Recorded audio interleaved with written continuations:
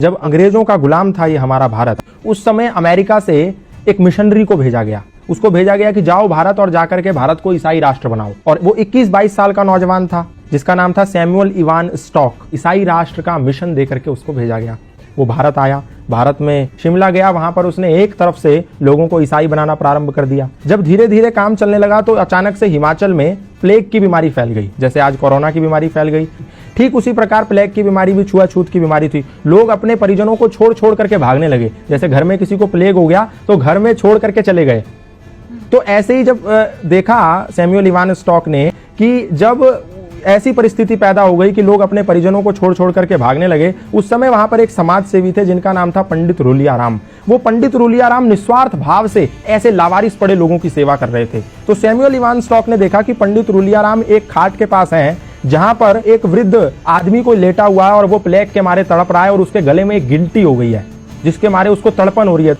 तो पंडित रूलियाराम ने क्या करा, एक कपड़ा लिया, उसकी गर्दन पे रखा और मुंह से उस गिल्टी को निकाल करके उसकी पीड़ा को खत्म कर दिया। उसका मवाद मुंह से निकाला। और जब इस दृश्य को सैमुअल इवान स्टॉक नाम के मिशनरी ने देखा, उसने कहा ये तो सेवा की अत्यंत पराकाष्ठा है, सेवा की उत्कृष्टता है। मैं जो सेवा के नाम पर लोगों को ईसाई बना रहा हूं, ये तो फरेब है, ये तो धोखा है, ये तो फ्रॉडगिरी है, ये तो षड्यंत्र है और ये तो निस्वार्थ सेवा है जहां इनको कुछ नहीं मिलना। ये मर भी सकते हैं, छूने पे लोग मर जा रहे हैं और ये उनकी ऐसी सेवा कर रहा है। उस समय सैमुअल इवान स्टॉक का हृदय परिवर्तन हो गया। तो उनने पंडित रूलियाराम से कहा, सैमुअल इवान स्टॉक ने, कि ये क्या सिद्धांत है, कौन से ऐसे सिद्धांत हैं जिसके चलते आपके अंदर इतनी तन्मयता, इतनी तल्लीनता है लोगों की समाज की सेवा के प्रति। तो पंडित रूलियाराम ने कहा, ये सनातन धर्म के सार्वभौमिक सिद्धांत हैं जो हमें मानवतावाद का उपदेश देते हैं और मैं वही कर रहा हूं। संगच्छध्वम संवदध्वम संवो मनांसि जानताम सर्वे भवन्तु सुखिनः सर्वे सन्तु निरामया के सिद्धांतों को पालन कर रहा हूं। तो सैमुअल इवान स्टॉक ने कहा, मैं भी ये सनातन धर्म के सिद्धांत जानना चाहता हूं।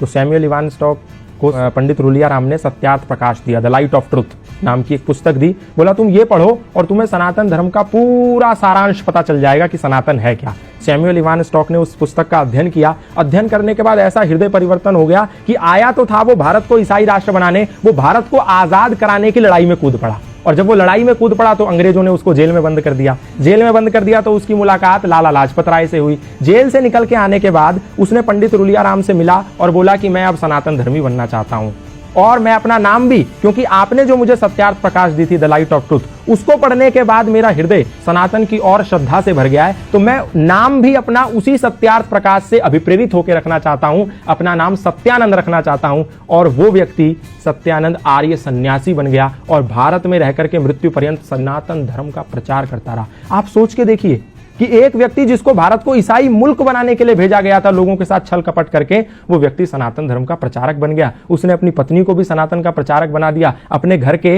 एक कोने में यज्ञशाला खोल दी। आज भी हिमाचल प्रदेश में जाएंगे तो वो यज्ञशाला विद्यमान है। वहां उपनिषदों के मंत्र उकेरे हुए हैं उस यज्ञशाला में। उसके घर में आज भी वो भगवत गीता के श्लोक लिखे हुए हैं। तो ये प्रमाण है कि सनातन को कभी ना उस समय, ना आज, ना आने वाले समय में कभी भी लोगों पर थोपा नहीं गया। ना तो तलवार के जोर पे, ना भय और लालच और षड्यंत्र के जोर पे। सनातन से लोग आए और प्रभावित हो गए। फादर कैमिल बुल के ईसाई मिशनरी थे, आए, रामायण से प्रभावित हो गए, सनातन धर्म का प्रचार करने लगे। बाहर से लूसी गेस्ट आई, सनातन धर्म से प्रभावित हो गई, भारत में गुरुकुल खोल दिया।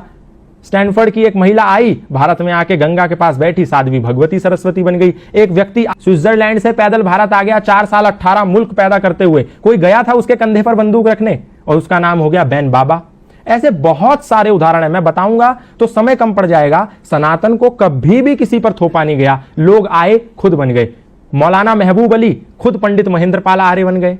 खूब सारे मौलाना, मतलब इमाम मस्जिद के, खुद सनातन धर्मी बन गए। हमने किसी को जोर नहीं दिया, किसी को जबरदस्ती नहीं करी, लोग आए और बन गए। तो इसमें हमारी क्या गलती है?